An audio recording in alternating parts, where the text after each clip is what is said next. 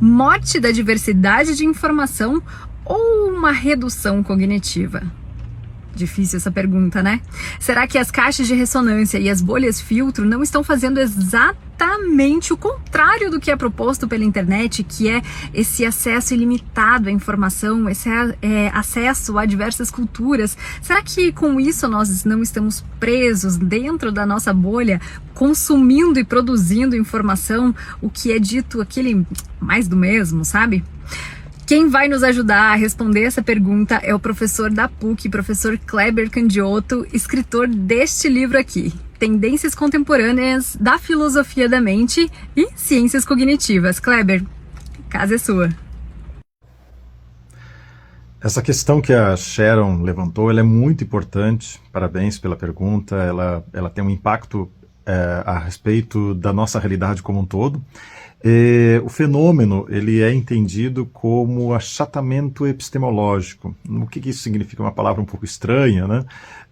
Epistemológico está ligado à maneira como nós construímos o conhecimento. Então, um entendimento sobre como que se dá o processo de construção do conhecimento é aquilo que se denomina na filosofia como epistemologia, né? Um estudo sobre como se dá a construção do conhecimento e, de uma maneira mais específica, o conhecimento científico. O achatamento epistemológico, portanto, se refere a este fenômeno de que nós estamos, na verdade, diminuindo a diversidade da forma de se expressar, de pensar, de se comunicar, por conta do uso cada vez mais intenso da chamada inteligência artificial generativa.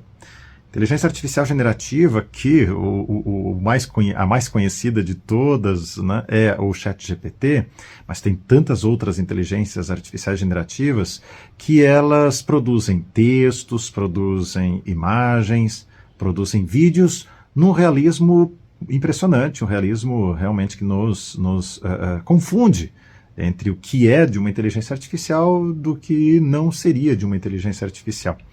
Mas no que se refere mais especificamente à produção de textos e imagens, esse fenômeno, a inteligência artificial generativa, né, está produzindo esse fenômeno do achatamento epistemológico pela seguinte condição.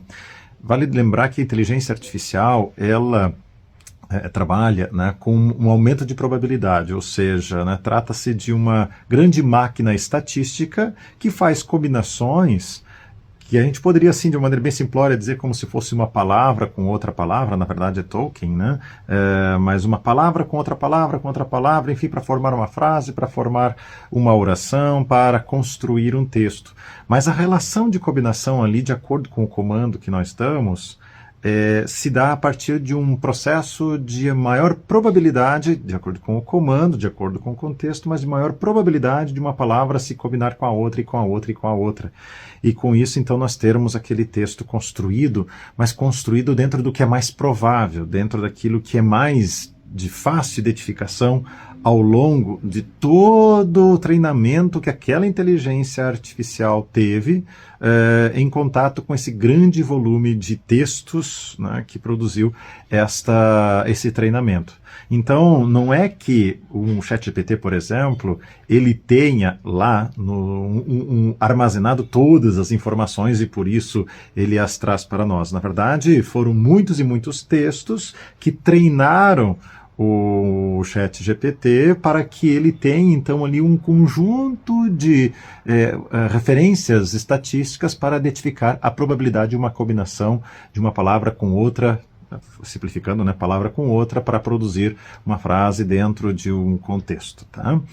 O que isso acontece? Né? Nós estamos cada vez mais percebendo que os conteúdos produzidos nos últimos 2 anos na internet têm sido, em larga escala, resultado desse processo de combinação, ou seja, do uso da inteligência artificial generativa. E com isso, com esses textos cada vez mais próximos uns dos outros, nós estamos causando esse achatamento epistemológico, ou seja, muita proximidade de um texto com outro. Se nós vermos e verificarmos, tem algumas palavras ali, algumas expressões, algumas formas de combinação entre palavras que são muito comuns e a gente vê com mais propriedade que já se trata de um ChatGPT, por exemplo. Tá? Isso mostra que os textos disponíveis na internet, eles estão cada vez mais sendo resultados desse processo do uso da inteligência artificial. Isso causa, portanto, o aniquilamento do novo, de uma ideia diferente, de uma forma de se expressar diferente, de um pensamento bem diferente, resultado desta facilidade do uso da inteligência artificial. Não quer dizer que não seja possível um bom uso da inteligência artificial se valendo de boa utilização com comandos e com uma forma de se expressar de nós humanos de uma maneira integrada que possibilite um avanço no conhecimento, mas isso não tem sido algo comum.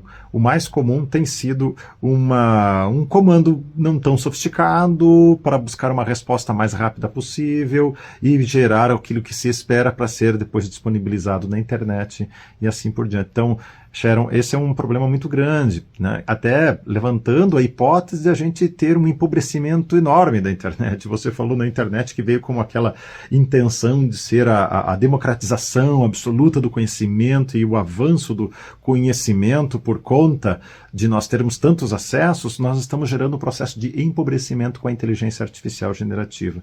Por isso a importância de nós fazermos um bom uso, um uso crítico, um uso cauteloso, um uso efetivamente produtivo, mas que se sobressaia a criatividade humana no processo de uma construção de um texto, de uma imagem, de um vídeo. Tá? Então, esse é o nosso grande desafio da atualidade.